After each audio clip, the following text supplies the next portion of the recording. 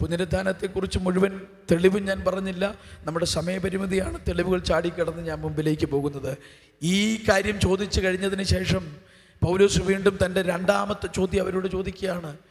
മരിച്ചവർ കേവലം ഉയർക്കുന്നില്ലെങ്കിൽ നിങ്ങൾ അവർക്ക് വേണ്ടി സ്നാനമേൽക്കുന്നത് എന്തിന്? ആ ചോദ്യം മിക്കവാറും നമ്മൾ ആരും കേട്ടിരിക്കാൻ സാധ്യതയില്ലാത്തതിൻ്റെ കാരണം ഞങ്ങൾ മനഃപൂർവ്വം മരണാനന്തര ശുശ്രൂഷകളിൽ ഈ വാക്യം വായിക്കാറില്ല.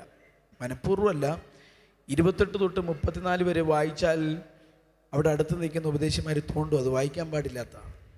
അങ്ങനെയുണ്ട്. അപ്പോൾ സെൻട്രൽ പാസ്റ്റർമാരോട് ചോദിച്ചാലും അത് വായിക്കാൻ പാടില്ല.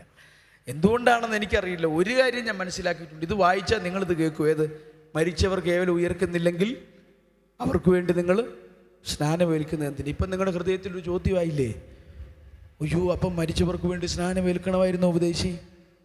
അതല്ല അതിൻ്റെ അർത്ഥം. അതിൻ്റെ അർത്ഥം എന്താണെന്ന് പറഞ്ഞിട്ട് ഞാൻ മുമ്പിലേക്ക് വരാം. നമ്മുടെ ഭാരതീയ ദർശനങ്ങളിൽ, ഭാരതീയ സംസ്കാരങ്ങളിൽ നിലനിൽക്കുന്നത് പോലെ തന്നെ മരിച്ചവന് വേണ്ടി മരണാനന്തര കർമ്മങ്ങൾ നിർവഹിക്കുന്ന ആളുകൾ ജലത്തിൽ നിമജ്ഞനം ചെയ്തതിനു ശേഷം ജലാശയത്തിൽ സ്നാനം എന്ന് പറഞ്ഞാൽ ജലാശയത്തിൽ ശരീരം ശുദ്ധി ചെയ്തതിന് ശേഷമാണ് മരണാനന്തര കർമ്മം ചെയ്യാൻ വരുന്നത്. മരിച്ചവർക്ക് വേണ്ടി അവർ കർമ്മങ്ങൾ ചെയ്യുമായിരുന്നു. അത് മരിച്ചവർക്ക് വേണ്ടി സ്നാനമേറ്റതിന് ശേഷം നമ്മുടെ സമൂഹത്ത് നമ്മൾ കാണാറുണ്ടല്ലോ അതേ സമാന ദർശനം.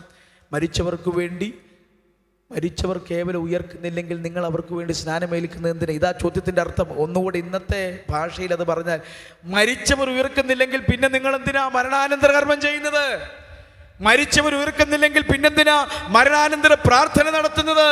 മരിച്ചവർ ഉയർക്കുന്നില്ലെങ്കിൽ പിന്നെന്തിനാ ആണ്ടുതോറും പ്രത്യേക കർമ്മങ്ങൾ, ക്രിയകൾ, പ്രാർത്ഥനകൾ, ജപങ്ങൾ, തപങ്ങൾ നിങ്ങൾ ചെയ്യുന്നത്? ഇപ്പൊ കൊരിന്തിലുള്ള ആളുകൾ മരണാനന്തര ജീവിതം വിശ്വസിക്കുന്നില്ല, പക്ഷെ മരണാനന്തര കർമ്മമുണ്ട്.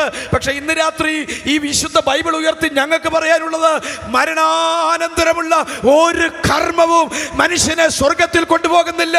മരണാനന്തരമുള്ള ഒരു പ്രാർത്ഥനയും ആത്മാക്കൾക്ക് മാറ്റം കൊണ്ടുവരുന്നില്ല. ജീവിച്ചിരിക്കുമ്പോ ഈ നാവ് ഉയർത്തി യേശുവിനെ രക്ഷകൻ എന്ന് പറയാൻ തന്റെ ഇടമുണ്ടെങ്കിൽ മരണത്തിനപ്പുറമുള്ള ഒരു ജീവിതം സ്വന്തമാക്കാൻ നമുക്ക് കഴിഞ്ഞിട്ടുണ്ട്. ആ പ്രത്യാശയകത്തുള്ളവർ ദൈവത്തിന് സ്തോത്രം ചെയ്യാം. നമ്മൾ മരിച്ചതിന് ശേഷമല്ല അവിടെ ഒരു സീറ്റ് ഉറപ്പിക്കുന്നത്. ഇപ്പൊ ജീവിച്ചിരിക്കുമ്പോഴേ നിത്യതയിൽ ഒരു സീറ്റ് ഉറപ്പിച്ച പ്രിയപ്പെട്ടവർക്കായി ഞാൻ ദൈവത്തിന് സ്തോത്രം ചെയ്യുക. അപ്പൊ അത്രയും കാര്യങ്ങൾ പൗലോസ് പറഞ്ഞു. യേശുക്രിസ്തു ഉയർത്തെഴുന്നേറ്റു എന്ന് തെളിയിച്ചു. രണ്ടാം പക്ഷം യേശുക്രിസ്തുവിൽ വിശ്വസിക്കുന്നവരും ഉയർത്തെഴുന്നേൽക്കുമെന്ന് തെളിയിച്ചു. എന്നിട്ട് അവരോട് തിരിച്ചു ചോദിച്ചു, മരണാനന്തര ജീവിതത്തിൽ വിശ്വസിക്കാത്ത നിങ്ങൾ എന്തിനാ മരണാനന്തര കർമ്മം ചെയ്യുന്നത്? അപ്പോൾ അവർ തിരികെ ചോദിച്ച ചോദ്യമാണ്, പക്ഷെ ഒരുവൻ മരിച്ചവർ എങ്ങനെ ഉയർക്കുമെന്നും ഏത് ശരീരത്തോടെ വരുമെന്നും ചോദിക്കും. ഇത്രയും കാര്യം നിങ്ങൾക്ക് കിട്ടിയോ? യേശു ഉയർത്തെഴുന്നേറ്റെന്ന് ഞങ്ങൾ വിശ്വസിക്കാം. ആഹാ, യേശു ക്രിസ്തുവിൽ വിശ്വസിക്കുന്നവരും ഉയർത്തെഴുന്നേൽക്കുമെന്ന് ഞങ്ങൾ വിശ്വസിക്കാം. ആയിക്കോട്ടെ, പക്ഷെ ഇപ്പോഴും ഞങ്ങൾക്കൊരു ചോദ്യമുണ്ട്. എന്താ നിങ്ങളുടെ ചോദ്യം? പക്ഷെ ഒരുവൻ മരിച്ചവർ എങ്ങനെ ഉയർക്കുന്നെന്നും ഏത് വിധം ശരീരത്തോടെ വരുന്നുവെന്നും ചോദിക്കുന്നു. ശാസ്ത്രബോധമുള്ള, യുക്തിബോധമുള്ള ചോദ്യമാണ് 2000 വർഷങ്ങൾക്ക് മുൻപ് കൊരിന്ത് സഭ പൗലോസിനോട് ചോദിച്ചത്. അതെന്താ യുക്തിബോധമുള്ള ചോദ്യം? നമുക്ക് പെട്ടെന്ന് ഹൈറേഞ്ചുകാർക്ക് മനസ്സിലാകും. കാരണം നമുക്ക് ഒന്നാതെ സെമിത്തേരി സെല്ലിൻ്റെ എണ്ണം കുറവുള്ള ആൾക്കാരാണ്. നിങ്ങളാരും സമ്മതിക്കുന്നില്ലെന്ന് തോന്നുന്നു. എന്ന് പോട്ടെ, എൻ്റെ വിഷയമായിക്കോട്ടെ. സെമിത്തേരി സെല്ലിൻ്റെ എണ്ണം കുറവാണ്. അപ്പോൾ ഇനി ഞാൻ എൻ്റെ കാര്യം പറയും, നിങ്ങൾ പേടിക്കാതിരിക്കാൻ വേണ്ടി പറയും കേട്ടോ. അപ്പോൾ ഈ എൻ്റെ അപ്പനും അമ്മയും അടക്കിയ കല്ലറയിൽ തന്നെ ആയിരിക്കും മിക്കവാറും എന്നെ അടക്കാൻ പോകുന്നത്. അവിടെ തന്നെയാണ് സാധ്യത. അത് കഴിയുമ്പോൾ കുറേ കാലം കഴിയുമ്പോൾ എൻ്റെ അടുത്ത തലമുറ അടക്കും. അപ്പോൾ എനിക്ക് പരിചയമുള്ള കുറേ പേര് ഞാൻ പറയുന്നത്, ആ പേരുകാർ ഇതിനകത്തുകൊണ്ട് നിങ്ങൾ ക്ഷമിച്ചേക്കണം. അപ്പോൾ അമ്മിണിയമ്മാമ എൻ്റെ അമ്മയുടെ പേര്. അമ്മിണിയമ്മാമയെ അടക്കി അതേ കല്ലറയ്ക്കകത്ത് തന്നെയാണ് തങ്കച്ചായനെ അടക്കിയത്. അതേ കല്ലറയ്ക്കകത്ത് തന്നെയാണ് ഞങ്ങൾ തോമാച്ചായനെ അടക്കി, അത് കുഞ്ഞന്നമ്മാമയെ അടക്കി, അത് മോളിയമ്മാമയെ അടക്കി, ബേബിച്ചായനെ അടക്കി, സാബുച്ചായനെ അടക്കി. ഇവരെ എല്ലാം ഒരു 50 വർഷം കൊണ്ട് നമ്മൾ എത്ര പേരെ അടക്കി? ഒറ്റ സെല്ല് ക്ലീൻ ചെയ്ത് അതിനകത്തൊരു 8-10 പേരെ 50 കൊല്ലം കൊണ്ട് നമ്മൾ അടക്കി. അല്ലെങ്കിലും ഈ ശാസ്ത്രം പഠിക്കുന്നവർക്കറിയാം, ഇത് മണ്ണിനകത്തോട്ട് വെച്ച് കഴിഞ്ഞാൽ നമ്മൾ പറയുന്ന പോലെ ഈ 5 കൊല്ലമൊന്നും വേണ്ട, ഈ കുടൽ തന്നെ പൊട്ടി ചീഞ്ഞഴുകിപ്പോകാൻ വെറും 3 ദിവസം മതിയെന്ന് പറയും ഇതിനകത്തോട്ട് വെച്ച്. അതുകൊണ്ടല്ലേ ഒരു മൃതശരീരം സമയം തെറ്റിക്കഴിഞ്ഞാൽ വയറാണ് ആദ്യം വീർക്കുന്നത്, കുടലാണ് ആദ്യം പൊട്ടുന്നത്, പിന്നെ കരളാണ്, പിന്നെ പാൻക്രിയാസാണ്, പിന്നെ ഹൃദയമാണ്. അങ്ങനെയാണ് ദ്രവിച്ചു തുടങ്ങുക. പിന്നെ ശരീരം പെട്ടെന്ന് ദ്രവിക്കും. കൃത്യമായിട്ട് പറഞ്ഞാൽ 2 മാസം കൊണ്ടൊരു മനുഷ്യ ശരീരം മുഴുവൻ ദ്രവിച്ച് മണ്ണിലേക്ക് ചേരുമെന്നാണ് പറയുന്നത്. പിന്നെ അസ്ഥികൾ മാത്രമേ ഉള്ളൂ. അപ്പോൾ ഈ 50 കൊല്ലം കൊണ്ട് ഈ 8 പേരെ ക്ലീൻ ചെയ്തിട്ട് നമ്മൾ അടക്കിയിട്ട് നമ്മൾ അവിടെ നിന്ന് നടത്തുന്നൊരു പ്രസംഗമുണ്ട്. കല്ലറകളിലുള്ളവർ ദൈവപുത്രൻ്റെ ശബ്ദം കേൾക്കുന്നവർ ജീവിക്കുകയും ചെയ്യുന്ന നാഴിക വരുന്നു.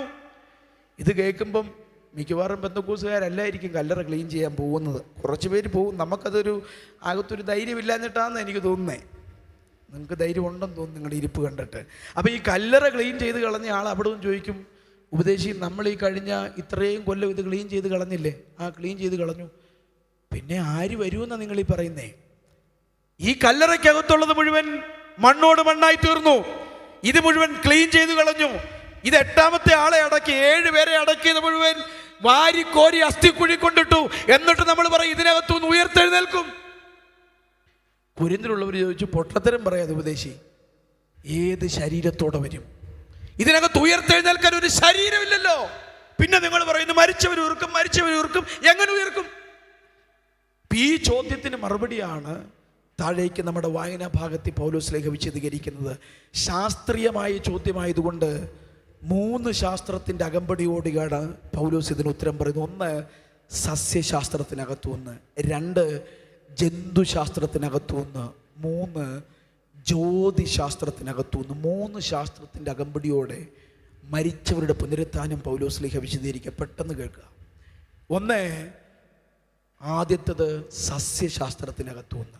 മൂഢാ, നീ വിതയ്ക്കുന്നു, ചത്തില്ലെങ്കിൽ ജീവിക്കുന്നില്ല.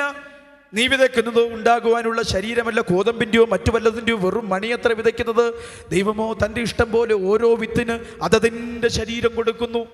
അവരോട് പറയാം, നമുക്ക് ഗോതമ്പ് മണി പരിചയമില്ലാത്തതുകൊണ്ട് ഞാനൊരു പയറുമണിയുടെ കാര്യം പറയാം. ഒരു പയറുമണി വിതയ്ക്കാൻ നമ്മൾ മണ്ണിലേക്ക് ഇട്ടാൽ, നിങ്ങൾ ഗൂഗിളോ യൂട്യൂബോ ഒക്കെ ശ്രദ്ധിച്ച് നോക്കണം, ഈ പയറുമണി പതുക്കെ ആ മണ്ണിനകത്ത് കിടന്ന് പൊട്ടും. ഇത് പൊട്ടി 2 ദിവസത്തിന് ശേഷം ഒരു പച്ചമുള ആ മണ്ണ് പൊട്ടിച്ച് ഭൂഗുരുത്വാകർഷണ ബലത്തെ വെല്ലുവിളിച്ച് മുകളിലേക്ക് മണ്ണ് പൊട്ടിച്ച് കയറി വരും. ഇട്ട പയറുമണി പോയി, പക്ഷെ അതിനകത്തുനിന്ന് പുതിയതൊന്ന് വന്നു. പയറുമണി അഴുകിപ്പോയി, പക്ഷേ അതിനകത്തുനിന്ന് പുതിയൊരു മുള വന്നതുപോലെ പൗലോസ് ലേഖ അതിനെ വിരൽ ചൂണ്ടിയിട്ട് ആ സഭയിലുള്ള വിശുദ്ധന്മാരോട് പറയുക, ഇത് മണ്ണാണ്, ഇത് മണ്ണിനകത്തേക്ക് ചേരുമെന്നുള്ള യാഥാർത്ഥ്യമാണ്. ഒരു കോതമ്പ് മണി പൊട്ടി മണ്ണിനകത്ത് ചേരുമ്പോൾ അതിനകത്തുനിന്ന് പുതിയൊരു മുള പൊട്ടി വരുന്നത് പോലെ കാഹളത്തിൻ്റെ ഉരത്ത നാദം ഈ ആകാശത്തെ ഭേദിച്ചുകൊണ്ട് വാനമേഘത്തിലേക്ക് ഇറങ്ങി വരുമ്പോൾ വിശുദ്ധന്മാരുടെ കല്ലറയ്ക്കകത്തുനിന്ന് ഒരു പയർമണിക്കകത്തു ഒരു മുള പൊട്ടി വരുന്നത് പോലെ ഒരു നവീന പ്രതിഭാസം അതിനകത്ത് സംഭവിക്കാൻ പോകുന്നു. നമ്മുടെ കല്ലറയ്ക്കകത്ത് ഒന്നും അവശേഷിച്ചില്ലെങ്കിലും ഇത് അഴുകി തീർന്നാലും ഒരു നവീന ശരീരം ആ കല്ലറയ്ക്കകത്ത്